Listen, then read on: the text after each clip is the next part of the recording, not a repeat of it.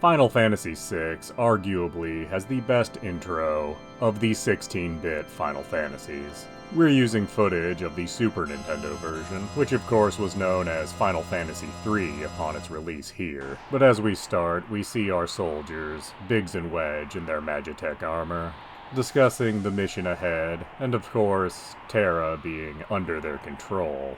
We then get a rather long Mode 7 march to their destination.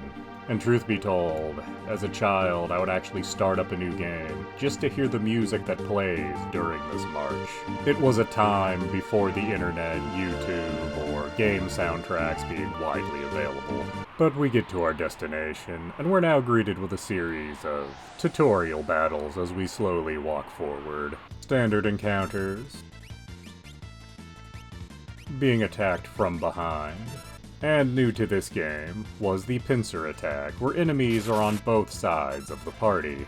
These are almost impossible to fail at, unless you're intentionally losing, and that'd take a long time. So we make it through them, making our way through town, until we finally get to the cave that was our goal.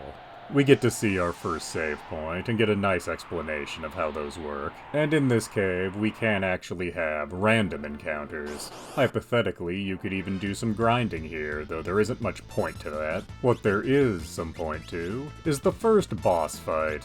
A giant snail. One of those bosses you can only hit at specific times. That being when the snail is out of its shell. Attacking it when it's retracted leads to a lot of damage hitting your party. We now see the Esper, the reason that we attacked this little town to begin with. The first of many Espers that are in this game. This one is frozen in ice. And this encounter goes very poorly for Wedge and Vix. And we also get the hint that Terra might be more than what she seems. But we don't get any definite answers. Not yet, anyway. As instead, we have Terra waking up in the bed of a stranger. She needs to find her way out of town, and that's not going to go smoothly, as she is cornered and ends up falling.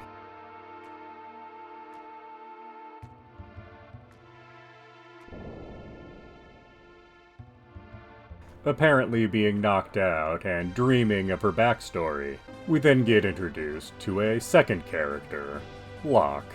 He's a thief trying to brand himself as a treasure hunter. You're going to find where Terra fell. And with the help of some Moogles, you're going to protect her. Which does introduce us to a mechanic that's used a few more times in-game, where you will control multiple parties of characters to defend something. This is, of course, fairly easy, and just meant to introduce the concept for later. And with it over, you can now escape the town with Terra and Locke. But right next to the exit, there is one more thing you can do if you're so inclined.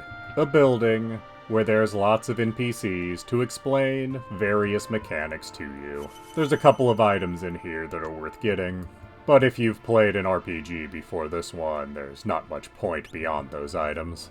But here the introduction ends, having explained the basic mechanics of the game, and set up a lot of what is to come later. Some might argue the introduction actually goes further into Figaro Castle and the introduction of the main villain. But I think the game has really gotten underway by that point. As right now we have the basics, and we also have some intrigue for later.